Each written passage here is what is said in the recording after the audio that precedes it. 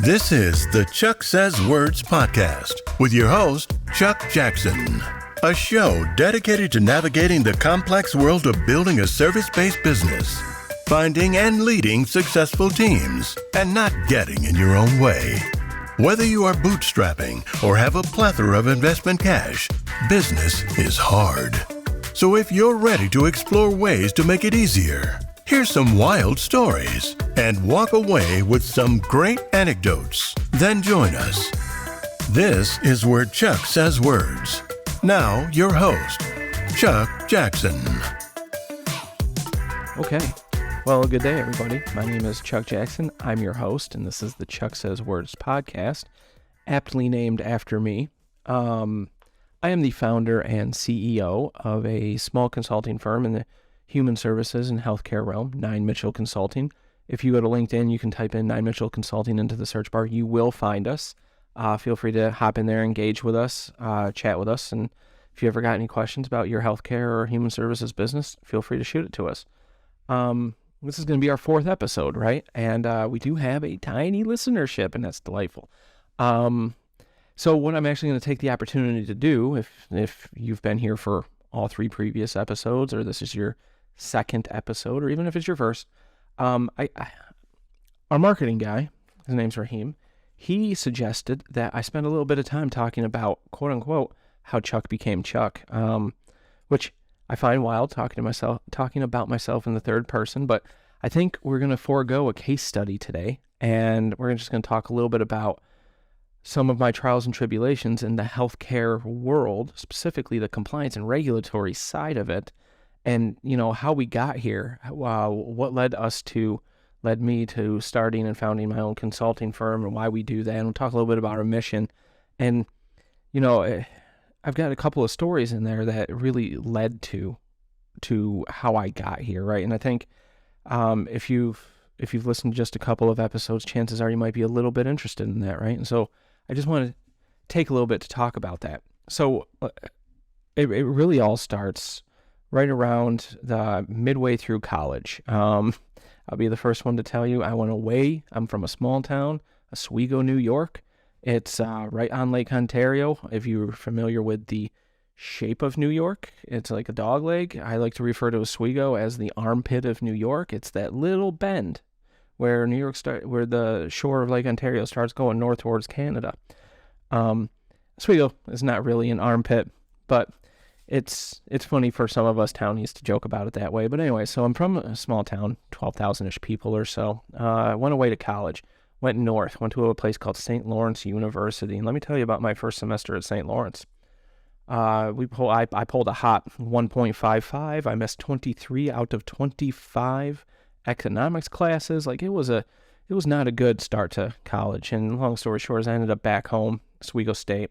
Thought I wanted to be a finance major, you know, go off and join a hedge fund somewhere and make a little bit of money. This was circa, is 2000 when I returned home to go to my hometown college of Oswego State, or those familiar with the State University of New York system, SUNY Oswego.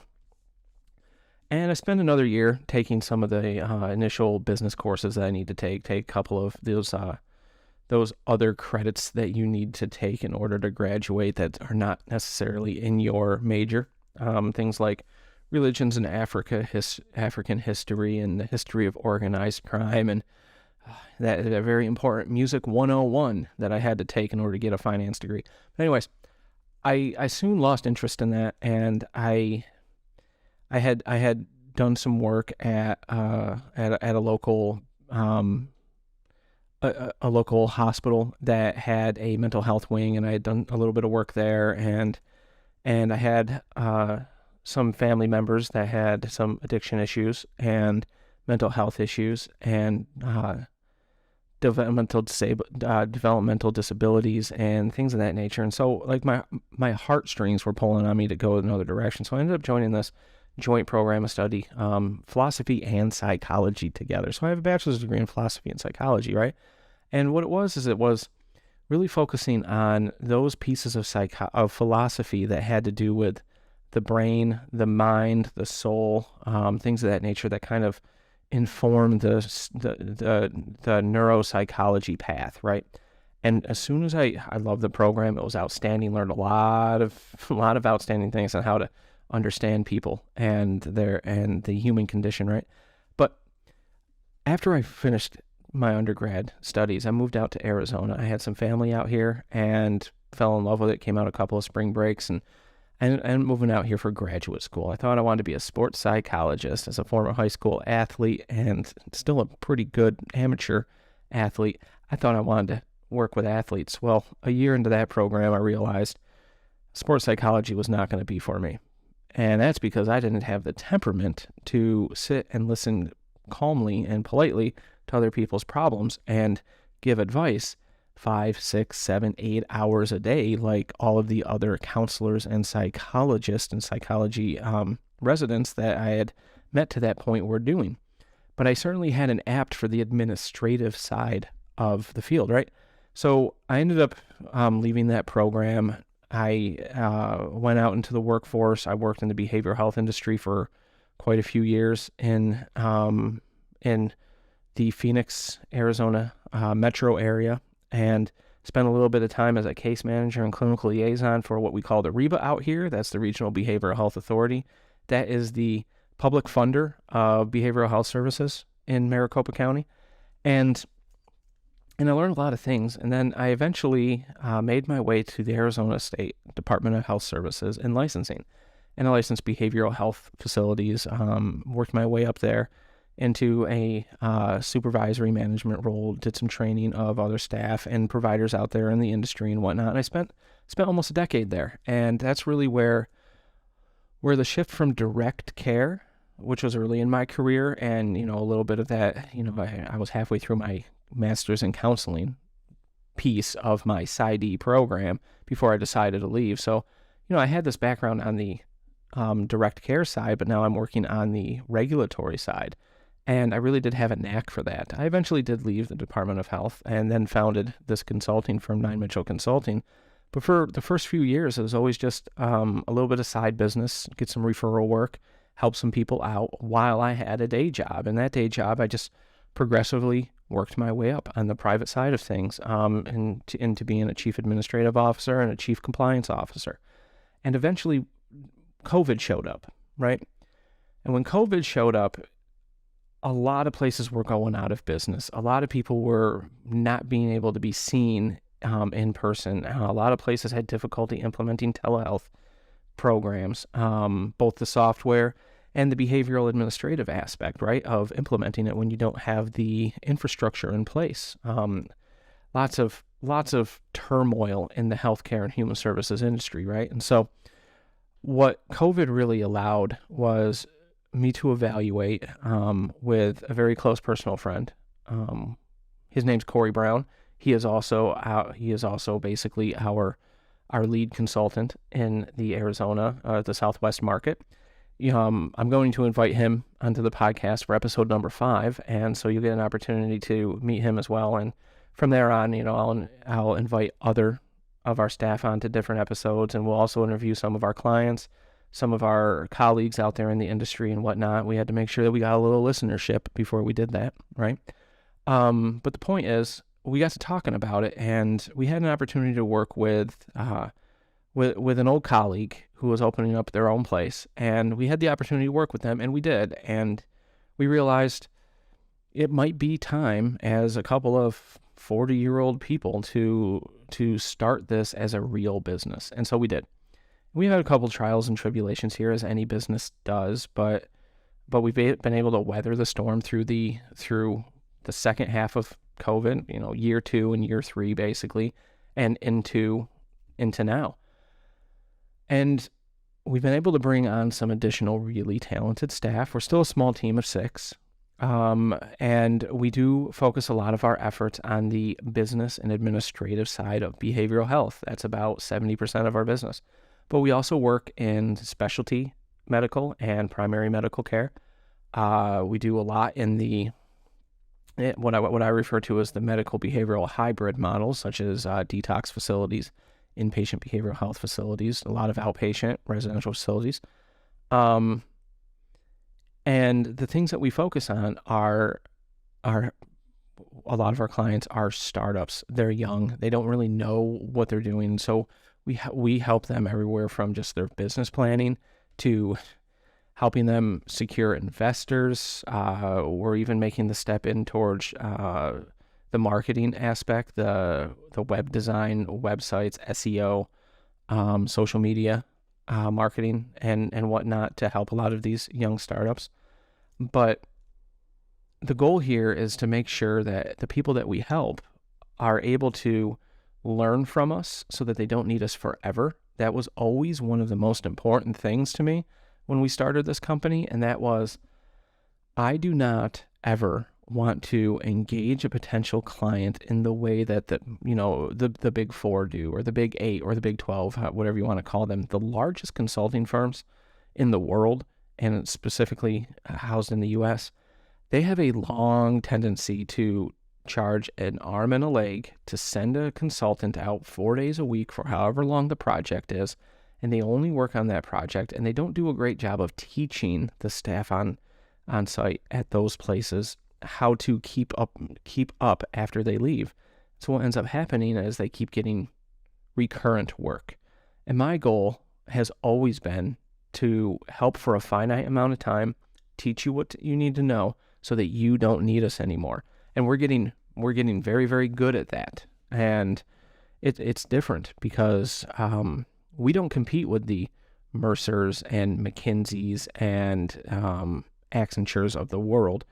We compete with small mom and pop 10, 20, 40, 50 person consulting firms in our space. There's really not a lot of people out there working in the regulatory side the way we work it. And I don't know if that is a function of the compliance officers and CPAs that work at a lot of these firms and whatnot, but yeah, recently on LinkedIn, I talked a little bit about what I refer to as embedded compliance or operational compliance.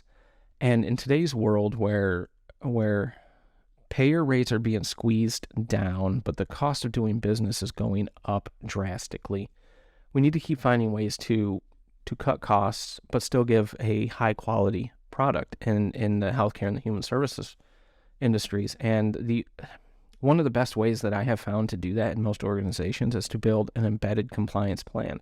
And that means you don't have a dedicated compliance. And this is best for organizations that I would put 1 to 300 people, give or take, right? And what that means is you don't hire a chief compliance officer at $80,000 to $140,000 a year, $100,000 to $160,000 a year, and give them 2 or 3 staff to do auditing and environment of care checks and attend all the conferences and be and work closely with your EHR administrator or anything like that. What you do instead is you do identify the leaders in the organization that are in charge of specific areas of compliance. You have clinical compliance, medical compliance, operational compliance, HR compliance, and whatnot. But you build your system with inherent checks and balances so that you can cross-audit each other. And that way, everybody seems to understand the business a little bit better. You're saving money on the payroll and the fringe and benefits and whatnot on the staff that you are not hiring. And more so than anything, you're putting the power of compliance into the hands of the people that can actually change it. And that is the biggest piece to the model that we promote. And the reason we promote that model and really see benefit to it is when you have a dedicated compliance team, the running joke out there in the industry is that compliance is nothing more than a cost center. If you know what that means, that just means that in compliance, you spend money. Compliance does not exist to make money. And when you're trying to run a business, that is a really hard pill to swallow. But from a behavioral and administrative perspective, how does it usually look? In a lot of organizations, your compliance department, they are less checks and balances and more checks and arguing. And in my experience, compliance departments, they struggle with getting long-lasting behavioral and procedural change in organizations because the people that they are trying to help, the leaders in certain departments, are hesitant to change the way they do things because in their mind, they have a different understanding of whether or not they're compliant. And yes, a lot of organizations have a healthy discourse around this, but there still is a lot of resistance to, oh, compliance said we have to do this. The coding auditor said we had to do this. Our documentation is not up to par.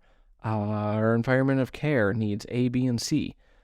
Yes, all those conversations can be had, but I can tell you from being the one bringing that conversation to other leaders and organizations, it's not uncommon for that discussion to go on and on and on in perpetuity, forever, years and years, with no actual change. Whereas if you have a fully embedded operational compliance plan, you basically have a project manager who makes sure that all of the data is retrieved. And now the person that is responsible for the changes also happens to be the one accountable for the changes. Whereas leaning it on a compliance team who is now responsible for the changes, but they're not accountable to the changes, now you're creating that, hey, we got you. Oh, we saw that. Don't do that. Like, we don't want to play catch-you games. That's just not the best way to accomplish anything. So that's why we created what we do, right? Our organization exists to help organizations better do the business part of healthcare with a strong focus on the compliance of healthcare. And compliance boils down to, are you doing no harm to your patients? Are you following the rules, regulations, and laws in the jurisdiction you're operating in?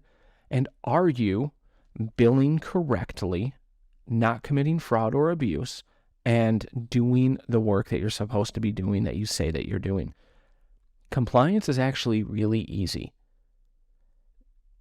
Implementing a compliance plan is the hard part, because not many people actually can sit down and weed through 330 pages of regulations related to a particular subclass or level of care, understand it, interpret it, and then spin it around and share it with their staff, and then use that information to inform your policies and your procedures and any protocols you might have into how you do things, to make sure that, and then train your folks, and then make sure that all of your employees are operating compliantly. Now, the whole reason these rules and regulations exist is to make sure that people do not get exploited, do not get neglected, and receive quality care. That's why it exists.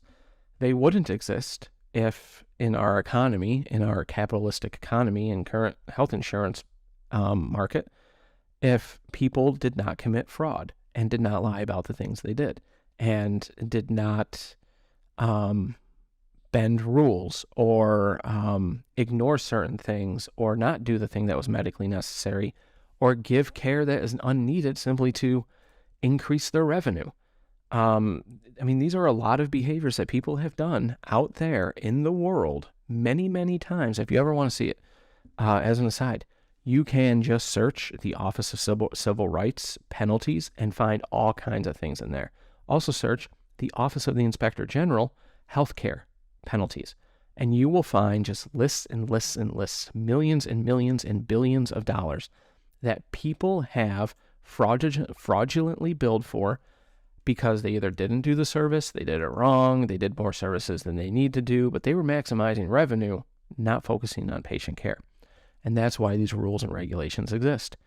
Our economic conditions create a scenario where fraud and abuse can happen frequently. So compliance exists. Compliance exists as a check and a balance for your operational capacity to make sure that you're not doing something you ought not to be doing. So that's why we exist, right? That is Chuck's story of how Chuck became Chuck and is Chuck, and then started Nine Mitchell Consulting. And, I share that just, winging it on a podcast just so that you can all kind of hear what we do. But I think that was a really good question from a marketing guy, Raheem, right? I think it'll help people understand why we do what we do.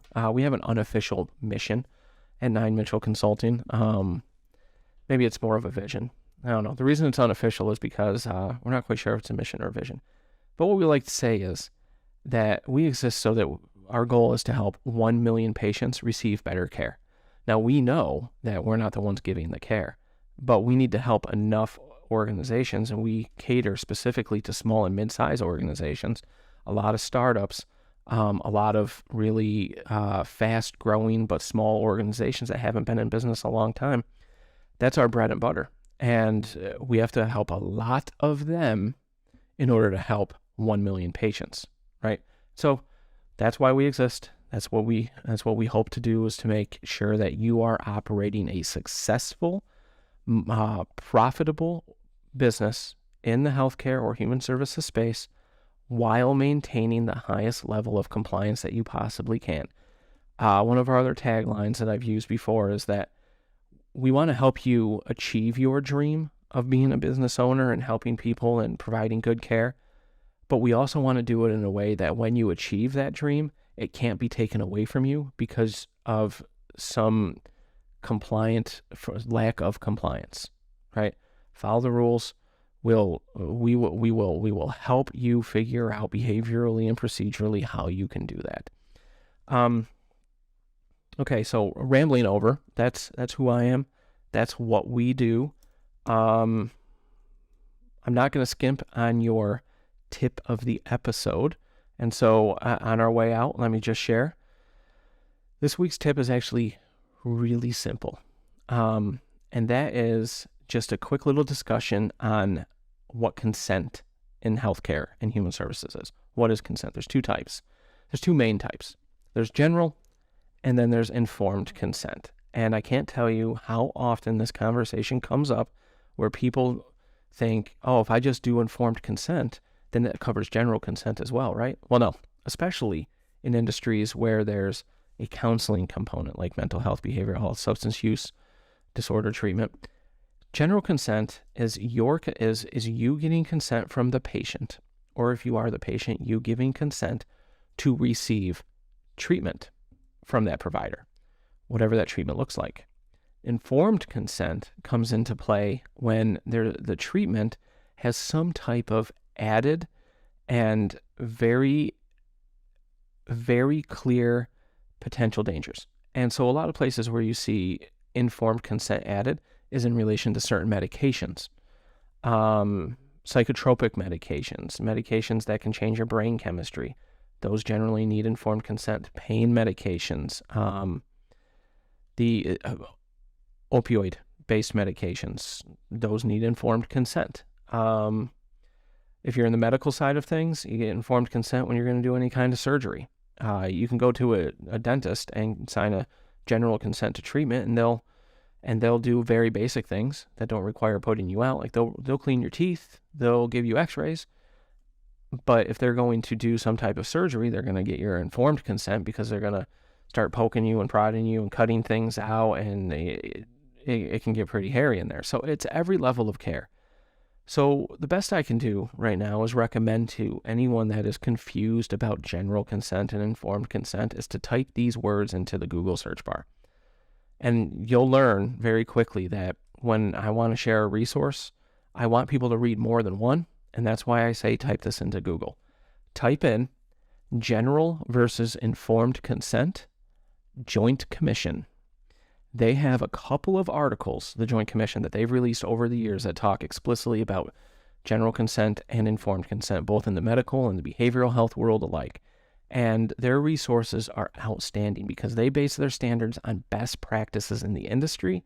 They're constantly changing them. They have 2 review cycles a year to make sure that they're up to date on things, and they are well connected when it comes to learning things through CMS, through the OIG, through the OCR, the Office of Civil Rights, and learning all this information and making sure that it's written in a way that providers who are accredited can actually follow. So, general consent, yes, I want treatment from you. Informed consent, yes, I want that specific treatment after you shared with me the potential risks.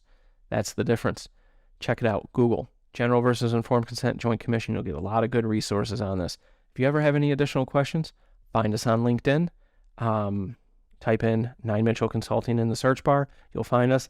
Engage with us. Any member of the team will be glad to sit there and answer your questions.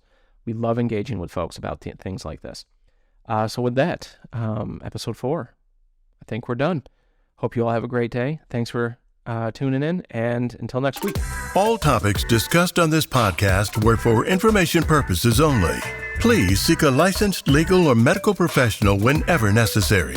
If you need help with the strategy or direction of your service-based business, you can find our team at 9mitchell.com.